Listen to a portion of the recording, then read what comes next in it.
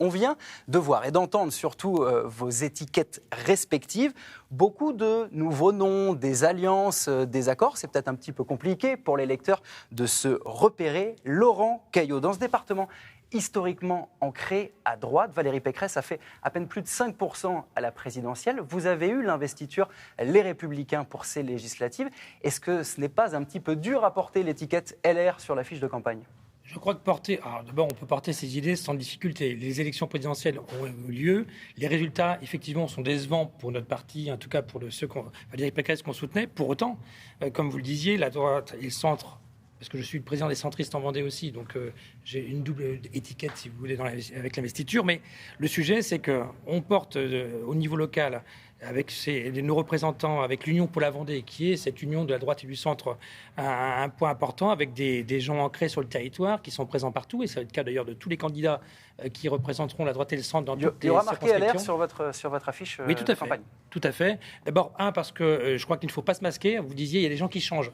En l'occurrence, je crois qu'il faut assumer ce que l'on est. Moi, c'est mon cas. Je représente toujours la même chose depuis longtemps. Quand je me suis présenté au régional, c'était avec les mêmes étiquettes. Aujourd'hui, ce qui est certain, c'est que les gens, ils ont besoin d'autre chose. Ça, c'est vrai, les partis, je pense qu'ils en ont soupé.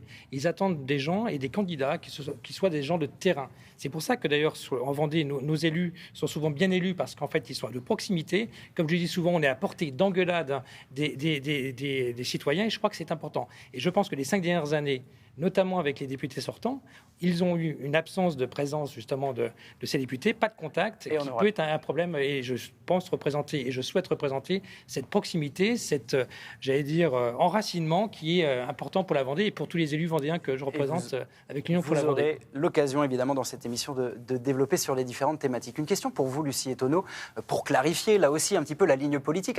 À l'intérieur de cette NUPES, cette alliance des gauches, on retrouve des socialistes, des insoumis, des écologistes.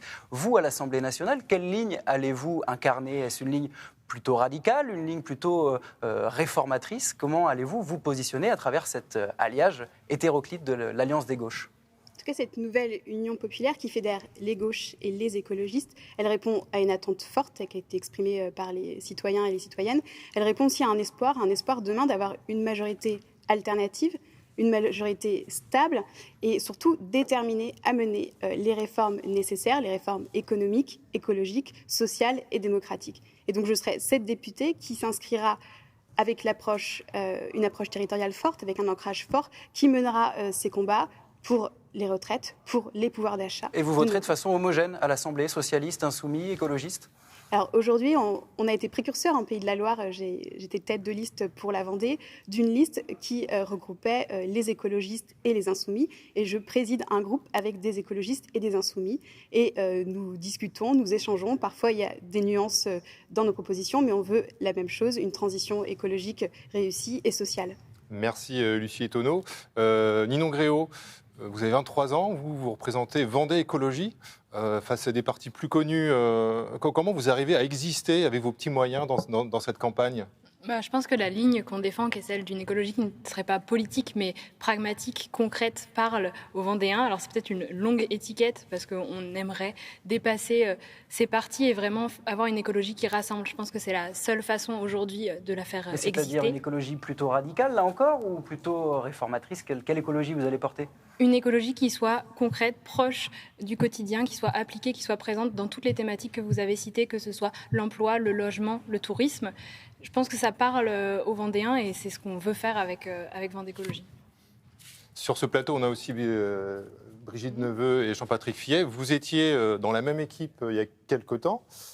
Cette fois-ci, l'une est chez Reconquête et vous êtes toujours au Rassemblement national. Vous êtes heureux de vous retrouver ? On ne va pas se cracher dessus. Qu'est-ce que vous pensez ? Moi, je regrette beaucoup que le Front National, Rassemblement, que moi je suis là depuis tellement longtemps. Vous avez été aussi au Rassemblement National, après le changement de nom. Oui. Et je regrette beaucoup que le Rassemblement National n'ait pas accepté donc, les alliances qui étaient proposées par Éric Zemmour, parce que c'est vrai qu'il y a peut-être eu des mots pas très agréables, etc. Ça, je le conçois, mais je pense que pour l'intérêt de la France passe au-dessus, en tous les cas. Voilà. Et je pense que ça aurait été bénéfique pour tout le monde. Et puis surtout que je pense que les élections législatives, j'ai très peur qu'il y ait une forte abstention. Et de ce fait, ça va être compliqué pour tout le monde. En fait. Voilà. Donc je pense que... Jean-Patrick Fillet, Reconquête pour le Rassemblement national, ça représente un risque. Il y a des personnes comme certaines personnes qui vont chez Reconquête, qui quittent le Rassemblement national. Comment vous voyez ça, vous, en tant que responsable départemental ? Écoutez, nous, à notre niveau, on n'a pas vu beaucoup de pertes. On a une quinzaine de personnes qui sont parties du RN pour aller sur Reconquête. Donc ça se voit après au niveau des résultats. Nous, on ne veut pas s'allier avec le Reconquête, ça a été clair, Marine. Pourquoi ? Parce que Vous n'êtes pas si loin ? On n'est pas si loin, si, on est assez loin. Moi, je n'ai pas les mêmes valeurs que Reconquête a, par exemple. Et puis, si la gauche a réussi à le faire, c'était impossible à l'extrême droite. La gauche, c'est une chose. Nous, on a nos valeurs. Par exemple, j'ai lu dans la presse encore dans Ouest France que Marine Le Pen était trop à gauche. Vous l'avez dit, Madame Neveu. Donc, moi, je considère qu'on n'est pas trop à gauche. Oui. Donc, je considère qu'on n'est pas trop à gauche. Je considère qu'on est là pour rassembler les Français, qu'ils soient de gauche ou de droite, peu importe. Et je ne vais pas avoir des étiquettes extrémistes, etc. Ça ne m'intéresse pas. On n'est pas extrémistes. Alors, maintenant qu'on